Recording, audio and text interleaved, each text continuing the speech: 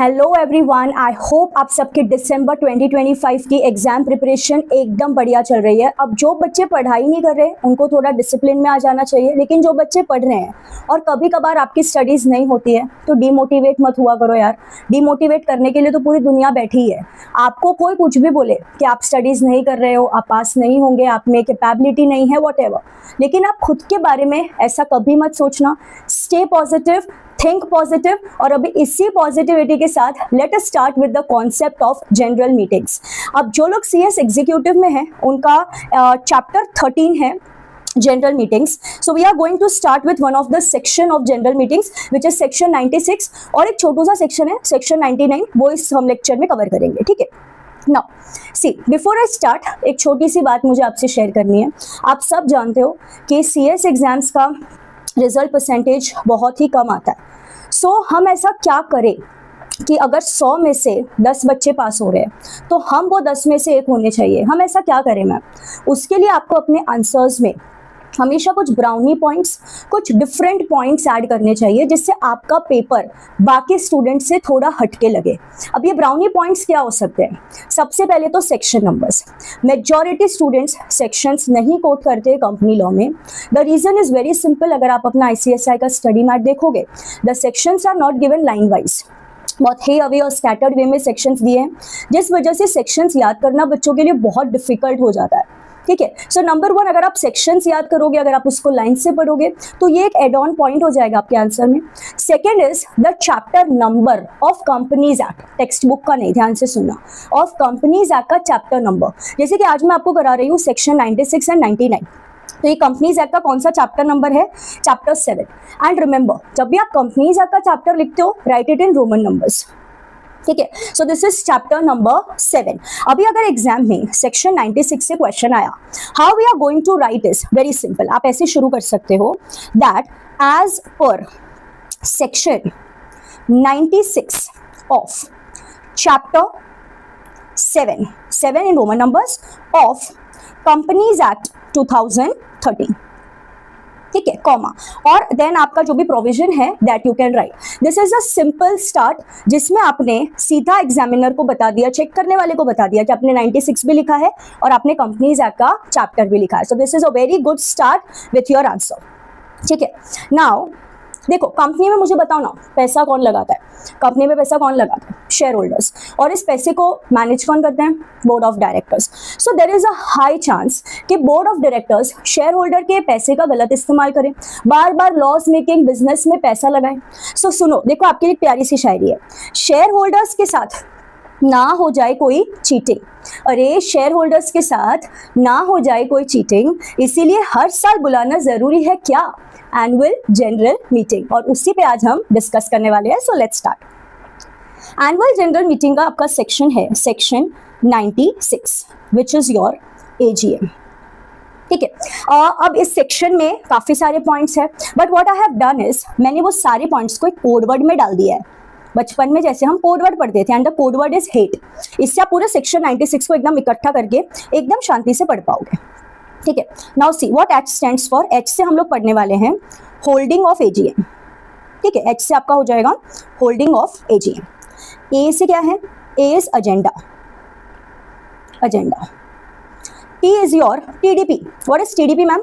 Time, day and place of AGM। And E is essential elements of meeting, ठीक है। So ये 4 points अगर आप कर लोगे, HATE का आपका सेक्शन 96 एकदम प्रॉपर तरीके से कंप्लीट हो जाएगा। Let us start with our first point which is holding of AGM। Now this is holding of AGM। Now as you all know that 1% company में मुझे बताना ना कितने शेयर होल्डर्स होते हैं। भले आप ऑनलाइन लेक्चर देख रहे हो, आपको फील यही करना है कि आप ऑफलाइन लेक्चर देख रहे हो और आपको आंसर्स देने हैं, ठीक है। सो अभी आप मुझे बताइए 1% कंपनी में कितने शेयर होल्डर्स होते हैं? Minimum and maximum it is 1। अच्छा, 1% क्या अकेला मीटिंग करेगा? नहीं। मीटिंग करने के लिए कम से कम 2 लोग तो चाहिए ना। क्या आप खुद से ही बातें करोगे क्या? नहीं। सो 1% कंपनी में एजीएम होल्ड करना is not compulsory and AGM आपको करना ही नहीं है. मैं आपको बताऊंगी लेटर ऑन कि 1% कंपनी में मीटिंग्स होते कैसे हैं. ठीक है, सो 1% कंपनी के ऊपर क्या सेक्शन 96 लगेगा? Absolutely no. So holding of AGM में we will first take first AGM. What is first AGM? जैसे आपने कंपनी इनकॉर्पोरेट किया, उसके बाद पहला जो एजीएम होगा ना, उसको बोलते हैं फर्स्ट एजीएम. फिर उसके बाद जो भी एजीएम्स होंगी, second, third, fourth, fifth, 100th, जितनी भी एजीएम्स होगी उसको हम क्या बोलते हैं? Subsequent AGM. ठीक है, फर्स्ट एजीएम देखो ना क्या लिखा है, कितने टाइम में होना चाहिए? Within 9 months of closure of first financial year. क्या 9 months ऑफ इनकॉर्पोरेशन लिखा है? नहीं. क्या लिखा है? 9 months of closure of first financial year. What is the second point? Not necessary to hold general meeting in the first year of incorporation. अब ये चीज याद रखना, जब भी कंपनीज एक्ट में सिर्फ ईयर लिखा है means it is calendar year. If it is financial year तो लोग अलग से मेंशन करते हैं. मींस सेकंड पॉइंट में लोग बोल रहे हैं not necessary to hold any meeting in the first calendar year of incorporation. अच्छा, अगर आप ड्यू डेट तक मीटिंग नहीं कर पाए तो क्या आपको एक्सटेंशन मिलेगा आरओसी के पास? क्या आप आरओसी के पास भीख मांगने जा सकते हो एक्सटेंशन की? नहीं. फर्स्ट एजीएम में आपको कोई एक्सटेंशन नहीं मिलेगा. ठीक है, सो यहाँ पे 3 पॉइंट्स है. अब ये 3 पॉइंट्स अगर मैं आपको नहीं भी पढ़ाती तो भी आप ये नोट से अपने आप समझ लेते हैं. ठीक है, सो मेरा पढ़ाने का क्या पर्पस है? मैं यहाँ पर आपको कुछ ऐसी चीजें बताने वाली हूँ, इसका ऐसा एनालिसिस हम देखेंगे जो आप खुद रीड करके नहीं समझ सकते. चलो let us go with our first question, जिससे हमको और भी क्लियर हो जाएगा. ठीक है, देखो फर्स्ट एजीएम कब तक होना चाहिए? Let's revise. Within 9 months of closure of first financial year. It is not necessary to hold any meeting in the first calendar year of incorporation. And अगर ड्यू डेट तक meeting नहीं कर पाए तो आरओसी आपको कोई भी extension नहीं देगा. ये 3 पॉइंट्स हमने अभी तक पढ़े हैं. ठीक है, नाउ अभी let's say for example I am a person from management. I am the director of the company and आप हैं कंपनी सेक्रेटरी. मैं आपसे एक क्वेश्चन पूछ रही हूँ सिंपल कि CS हमारी कंपनी इनकॉर्पोरेट हुई है on 15th of October 2024. Please give me the date to hold my first AGM. अब आप मुझे वो 9 months वाला प्रोविजन मत बताना, वो तो डायरेक्टर खुद भी रीड कर सकता है ना. आपको उसको डेट बतानी है. ठीक है, सो हमने डेट क्या पढ़ी थी? जिसको याद नहीं देखो ओपन बुक है, यहाँ पे भी लिखा हुआ है within 9 months of closure of first financial year. अब इसका पहले तो फाइनेंशियल ईयर फिगर आउट करते हैं. ये डेट कौन से फाइनेंशियल ईयर में आया बाबा? This is in 24-25. तो इसका फाइनेंशियल ईयर कहाँ पे एंड हो जाएगा? This will and on 31st of March 2025. ठीक है, यहाँ से आपको कितने मंथ्स कैलकुलेट करने हैं? 9 months. अच्छा, मार्च से 9 months कैलकुलेट करते हैं. अप्रैल, मई, जून, जुलाई, अगस्त, सितंबर, अक्टूबर, नवंबर, दिसंबर. Means 31st December 2025 is the last date to hold your first AGM. क्या इसके पहले मीटिंग बुला सकते हैं? यस. क्या इसके बाद मीटिंग बुला सकते हैं? No. This is the due date, this is the last date for your first AGM. अभी मैं क्या बोल रही हूँ, आप में से कई सारे बच्चों ने पता है क्या किया है? 15 अक्टूबर से 9 महीने काउंट किए हैं. करेक्ट, 15 अक्टूबर से आप 9 महीने काउंट कर रहे हो. क्या मैंने आपको ये सिखाया था कि 9 महीना आपको इनकॉर्पोरेशन डेट से काउंट करना है? नो. आपको 9 महीना कहाँ से काउंट करना है? From the closure of first financial year. और इसका फाइनेंशियल ईयर क्या है? 24-25. वहाँ से मैंने कैलकुलेट क्या किया? 9 months. ठीक है, so this is 31st December 2025 is the last day to hold first AGM. ये अपने फर्स्ट पॉइंट पता था 9 months. सेकेंड हमने पढ़ा था that it is not necessary to hold any meeting in the first calendar year of incorporation. ये कौन से कैलेंडर ईयर में इनकॉर्पोरेट हुई थी? 2024. और मैंने फर्स्ट मीटिंग कब रखवाई? 2025 में. तो क्या मैंने 2024 में कोई भी मीटिंग रखवाई? नहीं. अरे वही तो बेचारे बोल रहे हैं not necessary to hold any meeting in the first calendar year of incorporation. लेकिन आगे 2025 में अभी मीटिंग हुआ है, आगे 2026 में भी होगा, 2027 में भी होगा एंड सो ऑन. ठीक है, थर्ड पॉइंट क्या था? No extension by ROC. Okay, so अभी ये 31st December 25 तक अगर आप मीटिंग नहीं बुला पाए तो क्या आरओसी आपको एक्सटेंशन प्रोवाइड करेगा? नहीं. तो मैम क्या होगा अगर नहीं हुआ ऐसा? तो उसके बाद आपके ऊपर लगेगा सीधा punishment which is section 99. Clear है सबको ये फर्स्ट एजीएम के 3 पॉइंट्स? ठीक है, सो फर्स्ट एजीएम में there are 3 points. First AGM होना चाहिए within 9 months of close of first financial year. Not necessary to hold any meeting in the first calendar year and no extension by ROC. अभी देखो subsequent AGM क्या बोलता है? Calendar year of incorporation में भले ही आप meeting मत करो, लेकिन आने वाले हर कैलेंडर ईयर में आपको एक मीटिंग रखवानी है. एंड ये मीटिंग कब तक हो जानी चाहिए? Within 6 months from the end of financial year. दो मीटिंग के बीच में गैप कितना होगा मैक्सिमम 15 मंथ्स। और अगर आप ड्यू डेट तक मीटिंग नहीं बुला पाए तो क्या आप आरओसी के पास जाके भीख मांग सकते हो एक्सटेंशन की? यस, सब्सिक्वेंट एजीएम में आप भीख मांग सकते हो, बट आरओसी के पास में भी कितना पावर एक्सटेंशन देने का? मैक्सिमम 3 मंथ्स, इससे ज़्यादा पावर नहीं है, इट इज़ मैक्सिमम 3 मंथ्स। चलो अब ये भी जो हमने अभी अभी पढ़ा इसको भी हम एनालाइज करते हैं और इसको और क्लैरिटी से पढ़ेंगे, ठीक है। सब्सिक्वेंट एजीएम में there are 3 dates, gap between 2 AGM is minimum नहीं लिखा है बच्चों, मैक्सिमम लिखा है, it is maximum 15 months. Then every calendar year एक मीटिंग होना चाहिए and within 6 months of the end of financial year आपको मीटिंग रखवानी है, whichever is earlier. So simply आपको करना क्या है, 3 डेट्स आप निकालो and whichever is earlier date आपका फाइनल आंसर होगा, ठीक है। चलो अभी मेरी फर्स्ट एजीएम की डेट क्या आई है? 31 दिसंबर 2025। Now again you are CS, I am from management. Come on CS, tell me what is the last day to hold second AGM? ठीक है, चलो इसमें एक काम करती हूँ, मैं आपकी हेल्प कर दूंगी, लेकिन third question will be your practice question जिसका आंसर आप निकाल के मुझे कमेंट में लिख कर दोगे, ठीक है। नाउ फर्स्ट एजीएम हुआ था अपना 31 दिसंबर 2025, ठीक है। लास्ट डे टू होल्ड, अभी इसमें आप करोगे क्या ना, 3 डेट्स निकालोगे। पहला क्या था, gap between 2 AGMs is maximum 15 months, तो घबराने का नहीं। 31 दिसंबर 25 से पहले 12 महीना निकाल देते हैं, चलो 12 मंथ्स, क्या आ जाएगा बोलो? 31 दिसंबर 26, इसमें ना मैं 3 महीना और ऐड कर देती हूँ, है ना। सो ये हो जाएगा अपना 31 मार्च 27, एकदम कंफर्टेबली करेंगे, कोई स्ट्रेस नहीं है। सो फर्स्ट डेट क्या आ गया अपना? 31 मार्च 27। Second, first calendar year of incorporation को छोड़ के एवरी कैलेंडर ईयर में एक मीटिंग हो जाना चाहिए, ठीक है। तो पिछला मीटिंग हुआ था मेरा 2025 में, तो अब मीटिंग कब होना चाहिए? What is the next calendar year? 2026, brilliant. और कैलेंडर ईयर का लास्ट डेट क्या होता है बेटा? 31 दिसंबर 2026, ये हो गई मेरी सेकेंड डेट। थर्ड, और मीटिंग कब तक हो जानी चाहिए? सब्सिक्वेंट वाला with in 6 months of the end of the financial year. अब इसका बोलो ना, फाइनेंशियल ईयर क्या है बच्चों? इसका फाइनेंशियल ईयर इज 25-26, तो ये फाइनेंशियल ईयर एंड कब होगा? 31 मार्च 2026। तो 31 मार्च 2026 से 6 महीना निकालना है, अप्रैल, मई, जून, जुलाई, अगस्त, सितंबर, क्या आ गया बोलो? 30 सितंबर 2026। इनमें से whichever date is earlier, आप मुझे बताइए तीनों डेट में से सबसे पहले कौन सी डेट आ रही है यहाँ पे? 30 सितंबर 2026। सो दिस इज माय आंसर, 30 सितंबर 2026 तक मेरी सेकेंड एजीएम हो जानी चाहिए, ठीक है। सो सेकेंड एजीएम के, सब्सिक्वेंट एजीएम के 3 पॉइंट्स थे। 2 मीटिंग के बीच में गैप कितना होगा? Max 15 months. मीटिंग कब तक हो जाना चाहिए? Within 6 months of the end of financial year. और एवरी कैलेंडर ईयर एक मीटिंग होना चाहिए। तो आप ये तीनों डेट्स निकालिए, उसमें से whichever is earlier date is the last day to conduct your subsequent AGM.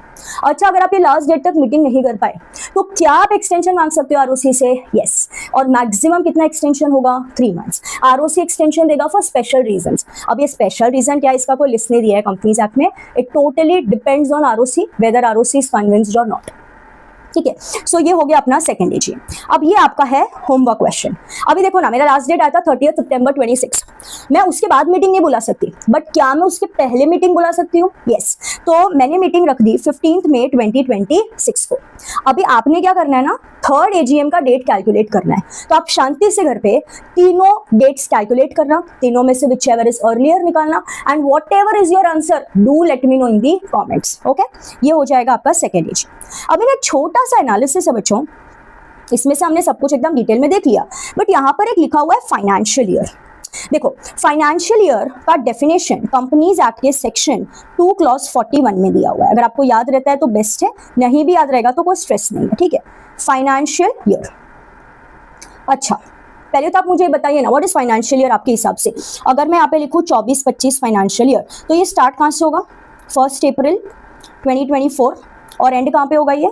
31 मार्च 2025। सब इस बात से एग्री करते हैं? Yes. So this will start at 1 April 24 and will end on 31 March 2025. अभी देखो क्या है यहाँ पर, let's say for example मेरी कंपनी इनकॉर्पोरेट हुई है on 2nd of February 2025, तो क्या मेरा फाइनेंशियल ईयर 31 मार्च 25 को एंड हो जाएगा? या फिर मेरी कंपनी इनकॉर्पोरेट हुई है on 1st of January 2025, तो क्या 3 महीने में मेरा फाइनेंशियल ईयर एंड हो जाएगा? या फिर मेरी कंपनी इनकॉर्पोरेट हुई है ऑन एक दिन पहले बाबा 30 मार्च 2025, तो क्या एक ही दिन में मेरा 1 साल खत्म हो जाएगा? नहीं ना। सो सेक्शन 2 क्लॉज 41 बच्चों क्या बोलता है कि अगर आपकी कंपनी इनकॉर्पोरेट होती है in the month of January या फिर उसके बाद, तो आपका फाइनेंशियल ईयर एंड होगा on 31 March of the next year. यानी कि यहां पर आपका फाइनेंशियल ईयर एंड होगा ऑन 31 मार्च 2025, नहीं 31 मार्च 2026। So it's very simple. आपको देखो ना, जो भी डेट्स दिया है, यहाँ पे 24 दिया है तो आपको नेक्स्ट पे चले जाना है 25, ठीक है। यहां पर दिया 25, नेक्स्ट पे चले जाना है 26, यहां दिया है 26, नेक्स्ट पे चले जाना 27, ठीक है। तो ये मैं आपको एक ट्रिक दे रही हूँ जिससे आप बहुत इजीली फाइनेंशियल ईयर को समझ पाओगे। सो हमने फाइनेंशियल ईयर का डेफिनेशन कवर किया। So financial year definition is given under section 2 clause 41. It clear cut states that if the company is incorporated in the month of January or after that, then your financial year should end on 31st March of the following year. Okay चलो let's revise H. Holding of AGM को revise करेंगे quickly. 96 में हेट है holding of AGM. First AGM कब तक हो जाना चाहिए? Within 9 months of incorporation, no within 9 months of closure of first financial year. It is not necessary to hold any meeting in the first calendar year of incorporation. And the third one is no extension will be given by ROC for first AGM. Subsequent AGM की 3 dates, 2 meeting के बीच में maximum gap 15 months हो जाना चाहिए within 6 months of the end of financial year, and every calendar year एक meeting हो जाना चाहिए, ठीक है। इन तीनों में से विच एवर इज अर्लियर। क्या आपको एक्सटेंशन मिलेगा? Yes, ROC can grant extension for maximum 3 months for the special reasons, ठीक है। This is your holding of AGM. अभी जो अपना स्टडी मैटर ना मॉड्यूल जो ICSI की तरफ से आया है, उसमें से है ना बेटा कुछ भी नहीं छोड़ने का। उसमें ये जो ग्रे बॉक्सेस होते हैं ना, ये तो बिल्कुल नहीं छोड़ने का, ठीक है। सो ये भी एक बार देख लेते हैं। वैसे अभी अपने लेवल का है ही नहीं, हमने ये सब ऑलरेडी कवर कर लिया है, बट स्टिल ये देखो, ये जो कंपनी है it was incorporated on what 10th December 2018, ठीक है। इसका फाइनेंशियल ईयर एंड कब हुआ? 31 मार्च 19। अभी आप सिंपली बताओ, अगर कंपनी 10 दिसंबर 18 को इनकॉर्पोरेट हुई है और इसका फाइनेंशियल ईयर एंड हो रहा है मार्च 19 में, तो मार्च 19 से मैं निकालूंगी कितना? 9 महीना।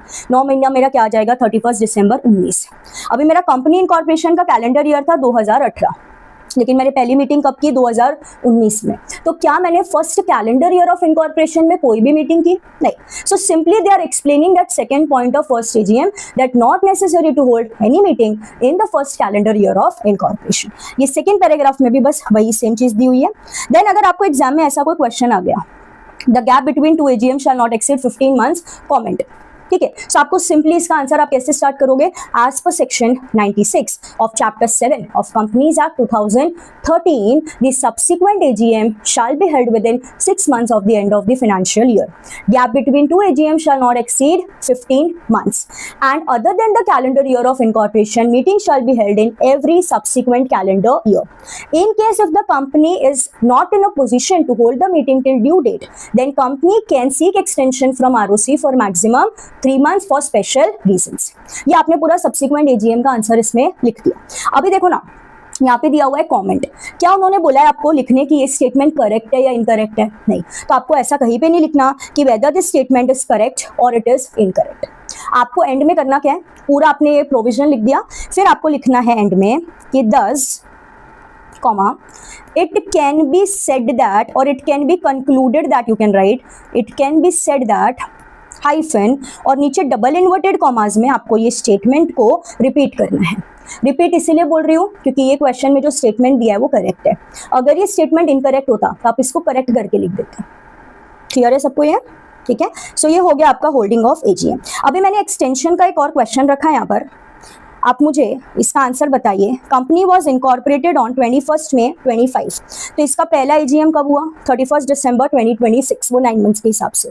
अभी कंपनी एक्चुअली 3 महीने का एक्सटेंशन मिलता है, यहाँ पे कंपनी सिर्फ आपसे 15 दिन का एक्सटेंशन मांग रही है। क्या कंपनी को एक्सटेंशन मिलेगा?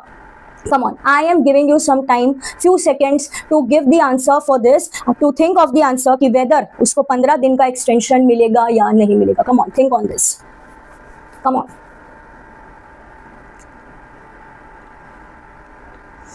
ओके, आई थिंक काफी सारे बच्चों ने राइट आंसर गेस किया होगा कि मैम ये पहली एजीएम है और पहली एजीएम में तो 1 डे का भी एक्सटेंशन नहीं मिलता। सो आपको याद रखना है बेटा, सिर्फ पढ़ने से काम नहीं होगा, सिर्फ नॉलेज से काम नहीं होगा, आपको एप्लीकेशन भी आना चाहिए, सही टाइम पे चीजें स्ट्राइक होनी चाहिए। ठीक है। So we have completed our holding of AGM, जिसमें हम लोगों ने टाइमलाइंस कवर की है, ठीक है। नाउ ए से क्या था अपना, what A stands for, A stands for agenda. What is agenda ma'am? Agenda is the business to be transacted और discussed at the meeting. This is your agenda. What is agenda? The business to be discussed at meeting. यानी कि कुछ भी matter आप discuss कर सकते हो meeting में. That is shifting of registered office, appointment of company secretary, buyback, company going for merger amalgamation, raising of a loan. ये जो भी मैटर्स डिस्कस करने की मैं बात कर रही हूँ, इसको हम बोलते हैं the businesses to be discussed at the meeting, and that is your agenda. Agenda is of two types. One is ordinary business, that is OB, गोभी नहीं है बेटा, OB, एंड स्पेशल बिजनेस, ठीक है।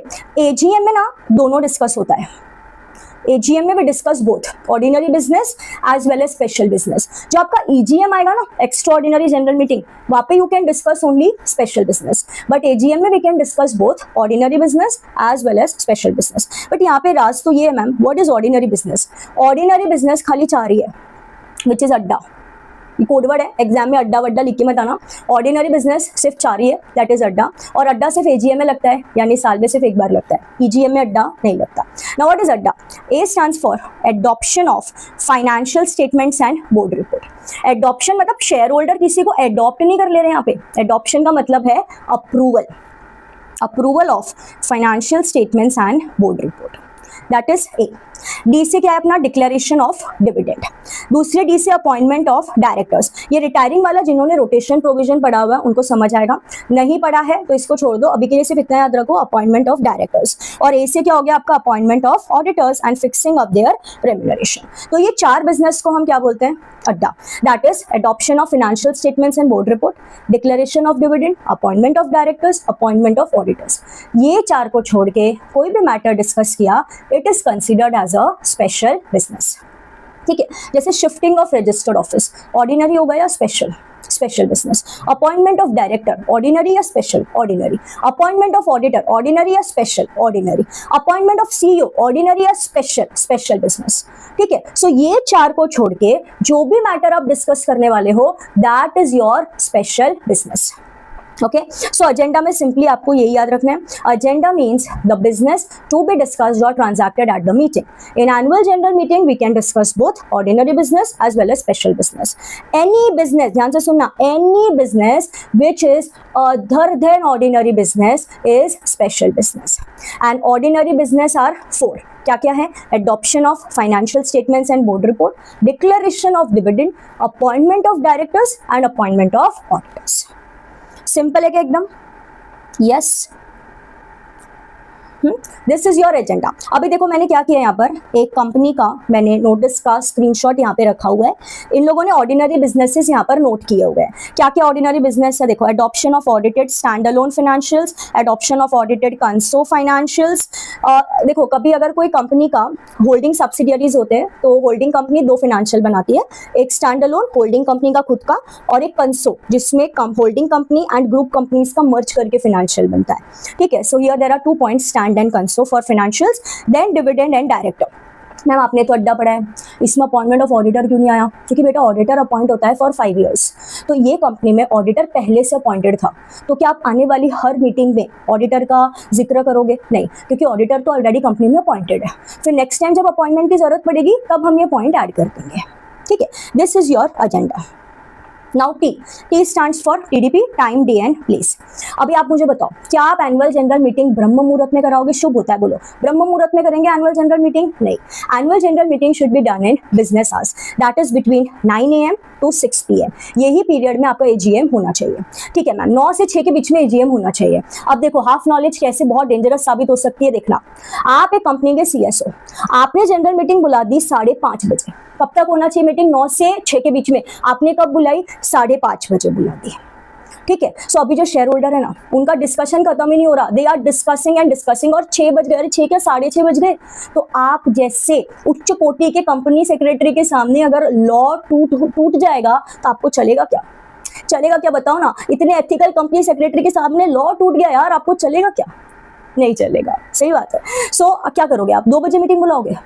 हाँ मैम 2 बजे बुलाएंगे, ठीक है चलो 2 बजे आपने मीटिंग बुलाई, फिर भी शेयर होल्डर का डिस्कशन खत्म नहीं हो रहा, 6 का 6:30 हो गया। तो आपको क्या लगता है लॉ ऐसा बना हुआ है, कंपनी सेक्रेटरी के ऊपर आप इतना फालतू का प्रेशर डालोगे कि उसको 6 बजे हॉल खाली कराना है? अच्छा लगता है क्या? नहीं नहीं नहीं मैम, ऐसा तो नहीं कर सकते। तो हमेशा याद रखो 9 से 6 का जो टाइमिंग है that is for calling the AGM, not the conclusion of AGM. Conclusion कभी भी हो सकता है, ठीक है। सो आपको 9 से 6 के बीच में मीटिंग बुला देनी है, कॉल कर देनी है। मैम हाइपोथेटिकली 5:50 5:55 को भी बुला सकते हैं क्या? यस बुला सकते हो, ठीक है। So the timing of commencement of AGM is between 9 AM to 6 PM, ठीक है। दिस इज टीडीपी में T, D stands for day. और AGM can AGM be held on Sunday. और मैम क्या एजीएम दिवाली के दिन बुला सकते हैं? बताओ, दिवाली के दिन क्या आप एजीएम बुला सकते हो? गणेश चतुर्थी के दिन क्या आप एजीएम बुला सकते हो? ईवी के दिन क्या आप एजीएम बुला सकते हो? अच्छा, क्या आप एजीएम दिवाली का मेन दिन है, धनतेरस नहीं, दिवाली का मेन दिन बुला सकते हो? बोलो, होली के दिन बुला सकते हो? अरे शेयर होल्डर मीटिंग में आ रहा था, किसी ने शेयर होल्डर पे फुगा मार दिया, तो क्या आप लायबल होंगे? बताओ ना यार, क्या आप ये सारे डेज पे एजीएम बुला सकते हो? The answer is yes. The answer is yes.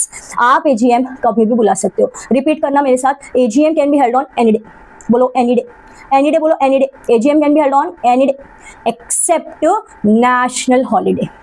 AGM can be held on any day except national holiday. National holidays India में 3 ही हैं, that is 2 October, 15 August and 26 जनवरी। सो इसको छोड़ के आप AGM कभी भी बुला सकते हो। I hope I am very clear in this. Yes, okay. Coming to place, कहाँ पे बुलाए मैम AGM? कहाँ पे बुलाए? या तो कंपनी के रजिस्टर्ड ऑफिस पे, लेकिन अगर रजिस्टर्ड ऑफिस बहुत छोटा है तो आप क्या कर सकते हो, एक हॉल बुक कर सकते हो in the same city town village. कहाँ पे हॉल बुक करोगे? In the same city town village where the registered office of the company is situated. जैसे अगर आपका रजिस्टर्ड ऑफिस सिचुएटेड है let's say for example Mumbai में, सो आप मुंबई में कोई भी प्लेस पर एक हॉल बुक करके इन द सेम सिटी आप AGM बुला सकते हो, ठीक है। मेरा मुंह काला मत करवाना, it is same city and not the same state, याद रखना ये, ठीक है। So at the registered office और any place in the same city town village where the registered office of the company is situated. तो ma'am क्या AGM India में कहीं भी हो सकती है? नहीं बाबा, अभी तो बोला ना, इन the same city town village, वहीं पे हो सकती है। तो मैम क्या AGM इंडिया के बाहर हो सकती है? अरे भाई, जब इंडिया में नहीं हो सकती तो इंडिया के बाहर कैसे होगी? समझो बात को। सो AGM can not be held at any other place in India. AGM cannot be held outside India. अब देखो ना, गवर्नमेंट कंपनी ने कितनी उच्च कोटि की बात की है। देखो गवर्नमेंट कंपनी ने कितनी उच्च कोटि की बात की है, बहुत डिफिकल्ट बात की है। देखो गवर्नमेंट कंपनी का AGM can be held at registered office, या फिर वही यार सेम सिटी टाउन विलेज, या फिर तीसरा पॉइंट एक्स्ट्रा ऐड किया इन्होंने जहाँ पे सेंट्रल गवर्नमेंट बताए। Very difficult point two understand, very difficult. Government company का प्रोविजन बहुत डिफिकल्ट है, आई कैन अंडरस्टैंड, ठीक है। सो क्या AGM इंडिया में कहीं भी हो सकती है? नहीं। अब लेट्स से फॉर एग्जांपल आप एकदम ताज़ा कंपनी सेक्रेटरी बने हो, एकदम गर्मा गर्म, अभी तवे से उतरे, एकदम फ्रेश कंपनी सेक्रेटरी, एकदम जोश में हो आप, ठीक है। अब आप पहले बने थे एक अनलिस्टेड कंपनी के, आप CS बन गए। आपको डायरेक्टर्स ने पूछा कि क्या हम AGM इंडिया में कहीं भी रख सकते हैं? आपने कंपनीज एक्ट पढ़ा था और आपने ये एक्सेप्शन भी पढ़ा था बेटा कि in case of unlisted companies AGM can be held at any place in India. Unlisted companies में AGM इंडिया में कहीं भी हो सकती है। तो आपने जोश में क्या बोल दिया कि हाँ अनलिस्टेड कंपनी में तो AGM कहीं भी हो सकती है, कहीं भी हो सकती है, आपने ऐसा बोल दिया। बट कंडीशन तो देखो, कंडीशन तो देखो, कंडीशन तो देखो, consent of all the members in advance is required. क्या आप सारे मेंबर्स का 100% शेयर होल्डर से बुलवा दोगे? क्या कंसेंट लेके आ जाओगे आप सारे मेंबर्स का? ये मुश्किल हो जाएगा आपके लिए। सो ये थोड़ा सा थ्योरेटिकल पॉइंट है, इसको ज्यादा दिल पे मत लेना, अपने बुक में लिखा था इससे मैंने इसको यहाँ पे ऐड किया है। सो अनलिस्टेड कंपनीज में AGM can be held at any place in India, but what is the condition? Consent of all the members in advance is required. ठीक है। सो H से क्या हो गया मेरा? होल्डिंग। A से क्या हो गया? एजेंडा। T से क्या हो गया? Time, day, place. अब E क्या है ma'am? E is essentials of a valid meeting। अच्छा, ये क्वेश्चन को आपको एक और तरीके से पूछ सकते हैं, duties of a company secretary before, at and after the meeting. तो इसमें आपको ये आंसर लिख देना है। सबसे पहले मीटिंग शुड बी प्रॉपरली कन्वेन्ड, ये है अगर आपका before the meeting. Meeting should be properly constituted, this is at the meeting. Meeting should be properly conducted, this is after the meeting. ठीक है। सो मीटिंग आपको प्रॉपरली कन्वेन करना है, कन्वेन मतलब कॉल करना है by giving a proper notice which is under a proper authority, authority is with the board of directors, तो proper authority के अंदर आपको नोटिस सर्व करना है। प्रॉपरली कॉन्स्टिट्यूटेड, जब मीटिंग चालू होगी प्रॉपर कोरम होना चाहिए, प्रॉपर चेयरपर्सन होना चाहिए, ये आपको आगे आने वाले सेक्शंस में और डिटेल में आप समझोगे, ठीक है। प्रॉपरली कंडक्टेड मतलब मीटिंग प्रॉपरली होना चाहिए, शो ऑफ हैंड से या पोल से, मिनट्स प्रिपेयर करके आपको after the meeting minutes ready करके रखना है which is the summary of the meeting. अच्छा, मिनट्स एक बार प्रिपेयर हो गए ना, बार बार आप उसमें छेड़खानी नहीं कर सकते, बार बार आप मिनट्स में जो लिखा हुआ है उसको चेंज नहीं कर सकते, ठीक है। इसको हम बोलते हैं tampering of minutes and it is an offence, आप ये नहीं कर सकते। लेकिन अगर आपसे कोई टाइपो एरर हो गया है या कोई इनएडवर्टेंट एरर हो गया यानी गलती से मिस्टेक हो गई है, तो that you can change and that will not amount to tampering of minutes and it will not constitute an offence under the provisions of companies act, ठीक है। सो ये before, at and after the meeting का एक simple छोटा सा answer है। Okay, so section 96 of chapter 7 of companies act 2013 चार बातें बोलता है, holding, agenda, time day, place and essentials. Holding में फर्स्ट एजीएम होना चाहिए within 9 months of end of first financial year, not necessary to hold any meeting in the first calendar year, extension नहीं मिलेगा। Subsequent AGM का 3 dates है, first within 6 months of end of financial year, every calendar year एक meeting होना चाहिए, gap maximum 15 months whichever is earlier, extension maximum 3 months का मिलेगा। This is H. A से था एजेंडा। एजीएम में ऑर्डिनरी बिजनेस भी discuss होता है, स्पेशल भी डिस्कस होता है। What is special business? Any business other than ordinary business is special business. And what is ordinary business? अड्डा, adoption of financial statement board report, declaration of dividend, appointment of director, appointment of auditors. T से हो गया मेरा TDP, time, day and place. Meeting call करने का क्या time है, conclude करने, कॉल करने का business hours 9 AM to 6 PM। Meeting can be held on any day except national holiday that is 2 October, 15 August and 26 January। Place is at the registered office और any place in the same city town village where registered office of the company is situated. Simple. Then unlisted company का AGM क्या India में कहीं भी हो सकता है? Yes, but what is the condition? 100% members का आपको कंसेंट लगेगा। देन ई से हमने पढ़ा essentials of a valid meeting. Essentials में 3 चीजें हैं, properly convened, properly constituted and properly conducted. इसमें क्वेश्चन भी आ सकता है, duties of company secretary before, at and after the meeting. This is purely your section 96। Now as you all know, अगर मैं आपको कोई लॉ पढ़ाऊं और उसके बाद में मैं ये बोलूं कि ये लॉ अगर आपने फॉलो नहीं किया, अगर कंपनीज ने लॉ फॉलो नहीं किया तो कोई पेनल्टी नहीं लगेगा। सो कैन आई से law without penalties, without regulatory action is a Toothless tiger? आप उसकी इज्जत करोगे क्या? नहीं। इसीलिए पेनल्टी पढ़ना बहुत जरूरी है। मैंने अभी तक आपको जो भी पढ़ाया वो अगर आपने फॉलो नहीं किया तो सेक्शन 96 में क्या लग जाएगा बेटा? पनिशमेंट। क्या पनिशमेंट है? Company and officer in default, officer in default के लिस्ट में सीएसबी कवर्ड है। सो कितना पेनल्टी लग जाएगा? सबसे पहले तो 1 लाख, एंड जब तक आप जनरल मीटिंग नहीं रखते तब तक 5000 पर डे। ना हैवी पेनल्टी है मैम, और वो भी आप बोल रहे हो ऑफिसर इन डिफॉल्ट में सीएसबी कवर्ड है तो क्या हम पे भी पेनल्टी लग सकता है? यस, बट आप तो घबरा रहे हो बच्चों, आप ऐसा काम ही मत करना कि आप पे पेनल्टी लगे। Yes, so we have done in this lecture section 96 and section 99। जो भी क्वेश्चन मैंने आपको घर पे सॉल्व करने के लिए दिया है जल्दी से उसको सॉल्व करो, कमेंट सेक्शन में बताओ एंड इसी तरीके से अपनी प्रिपरेशन में लगे रहो। I am proud of you, keep going, all the very best, never get demotivated and stay positive.